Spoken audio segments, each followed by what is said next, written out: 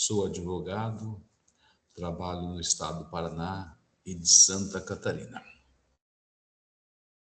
Essa última semana,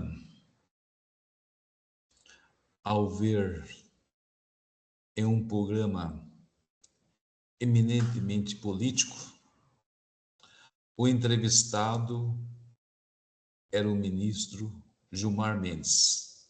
Eu pergunto, pela lei orgânica da magistratura, um juiz que participa de um processo poderia, em um programa político, já opinar antes mesmo que o processo havia sido concluído, já que ele seria um dos ministros votantes? Parece que pela lei não, mas para este ministro tudo é possível. Então, meus amigos, pelo conteúdo daquela entrevista, o mesmo citou que na Lava Jato já foi, principalmente quando chegou no Supremo, extirpada, porque alegou excessos praticados tanto pelo juiz da causa, ou seja, ou pelos Ministérios Públicos.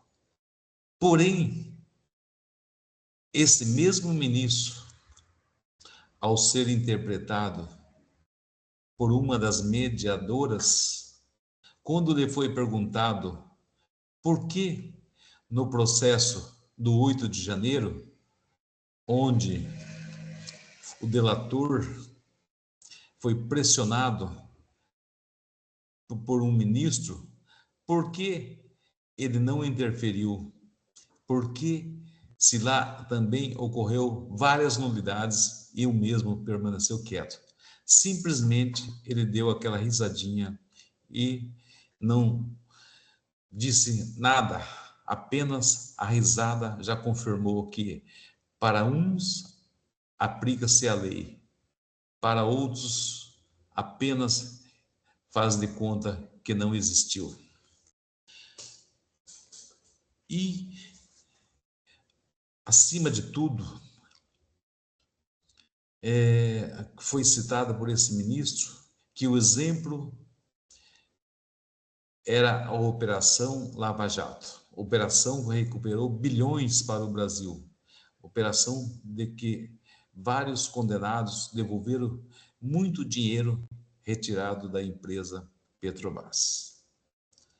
O fim da Lava Jato, o Brasil combateu ou enterrou o combate à corrupção?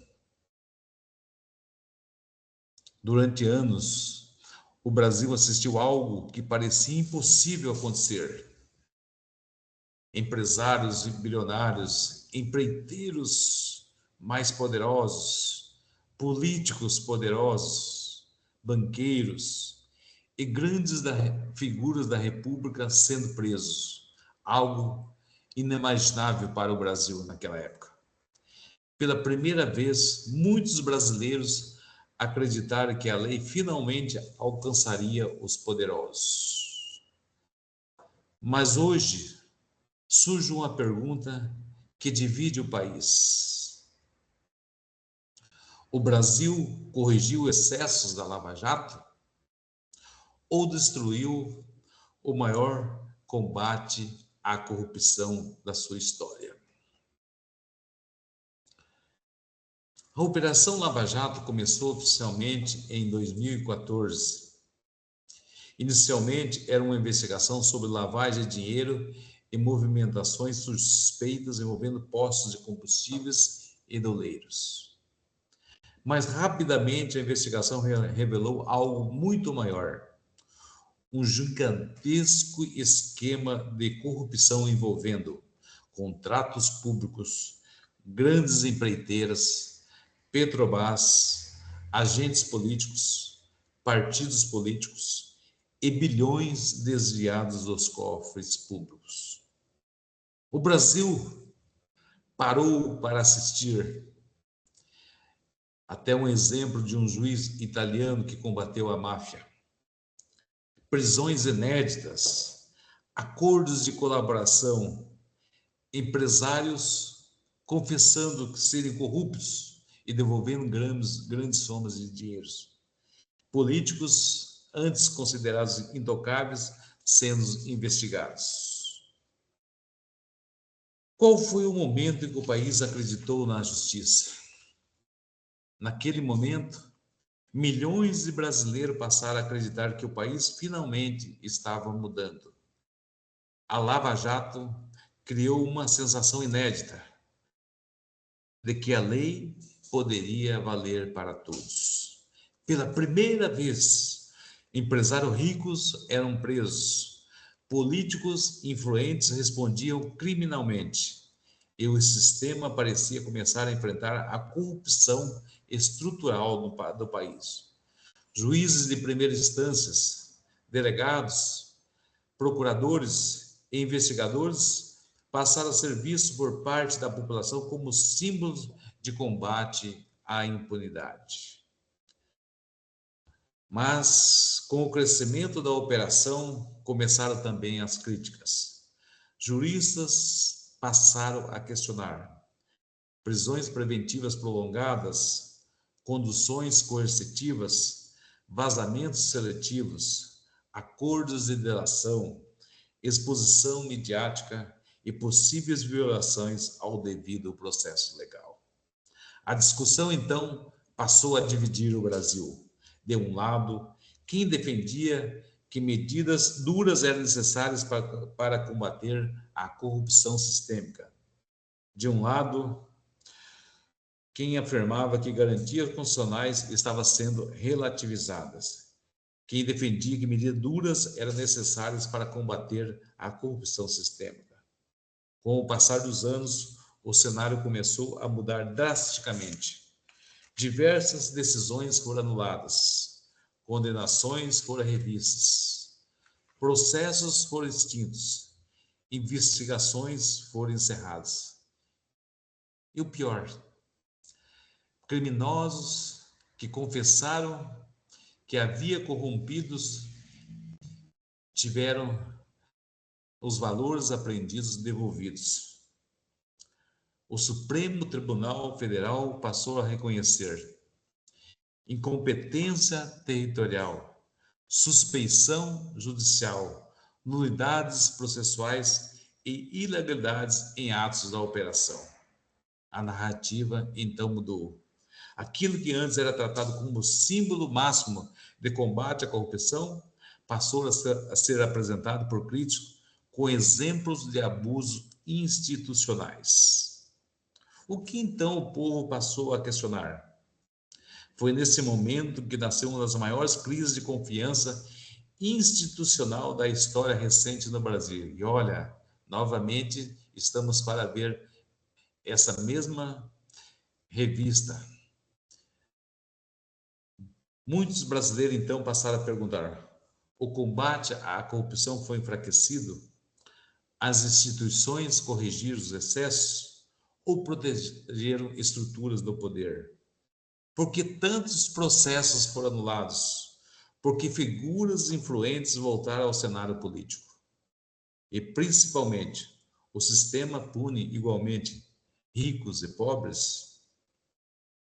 Diversos agentes públicos ligados à Lava Jato passaram então a sofrer investigações administrativas, sanções, afastamentos, críticas institucionais e isolamento político.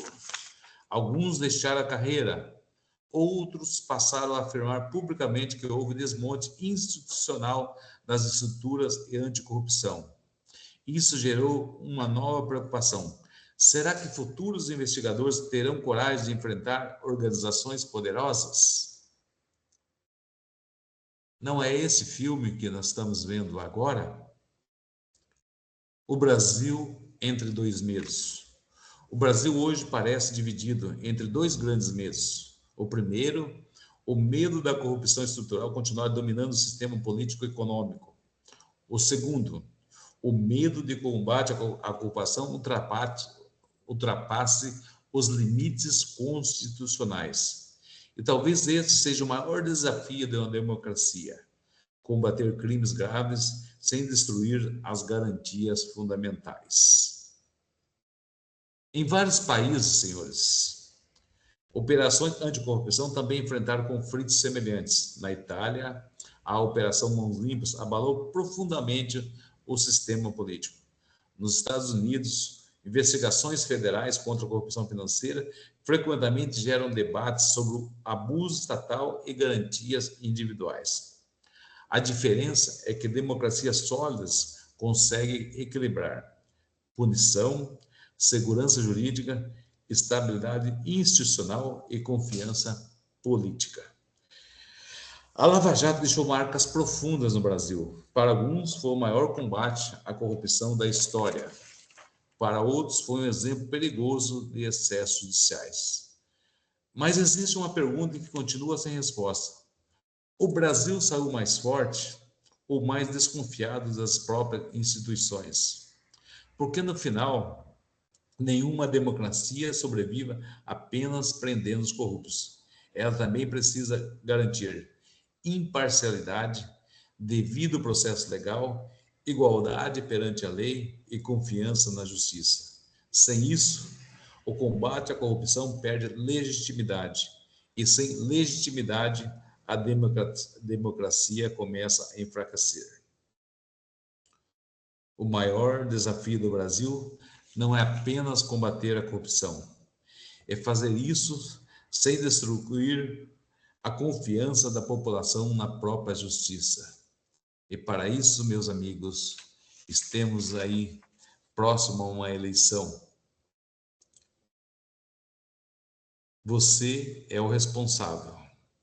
Você é quem vai definir os futuros da Suprema Corte do Brasil.